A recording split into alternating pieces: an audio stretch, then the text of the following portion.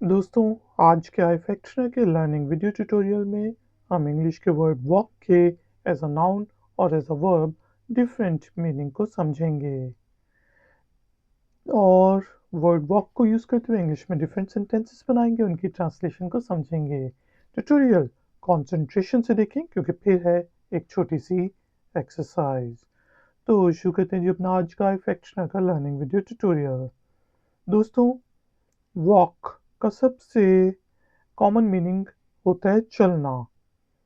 Verb के तौर पे ये यूज़ होता है जिस तरह मैं कहता हूँ let's walk to the market, चलो बाजार तक चलते हैं, बाजार तक चल के जाते हैं।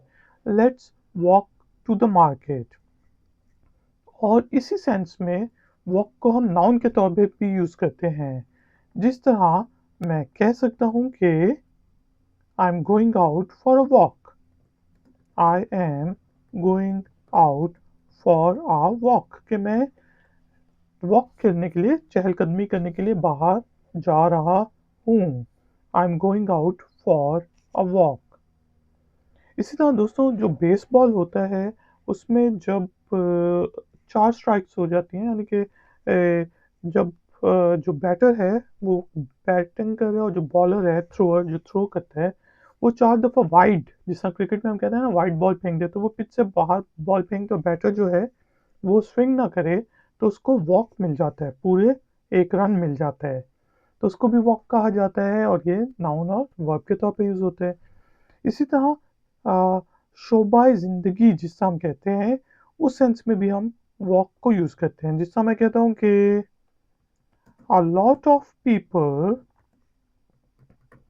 From different walks of life attended the event, कि बहुत से डिफरेंट लोगों ने, डिफरेंट जो शोबा ज़िंदगी से ताल्लुक़ रखते हैं, उनने इवेंट को अटेंड किया।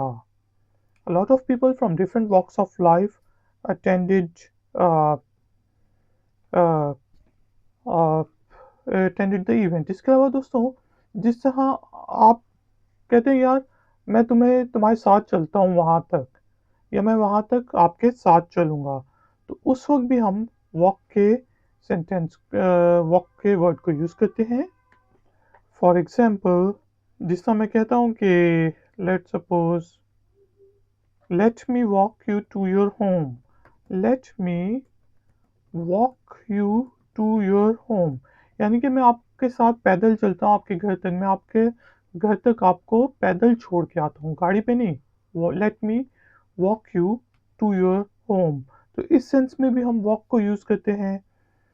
आ, इसके अलावा दोस्तों, जिस तरह डिफरेंट पार्क्स होते हैं कि आप किसी सिटी में जाते हैं तो वो वॉक्स को ऑर्गेनाइज करते हैं, जिस तरह यूरोप में आप किसी सिटी में जाते हैं तो वहाँ पे सिटी सेंटर की वॉक्स होती हैं, जहाँ पे गाइडेड वॉक्स होती हैं, जहाँ पे आपको वो फिर जो गाइडेड टूर गाइड होता है वो आपको साथ साथ फहरा रहा होता है और साथ साथ चीज़ों को एक्सप्लेन कर रहा होता है, तो उस चीज़ को भी वॉक कहते हैं। जिस तरह कि हम जिस तरह कह सकते हैं कि let's take a city walk, let's take a guided city walk, के शहर की जो गाइडेड वॉक होती है, एक खास खास रास्तों से वो चला के लेके जाते हैं, जिस तरह रोम में, तो हम उस चीज़ के बारे में बात करें कि let's take a guided city walk.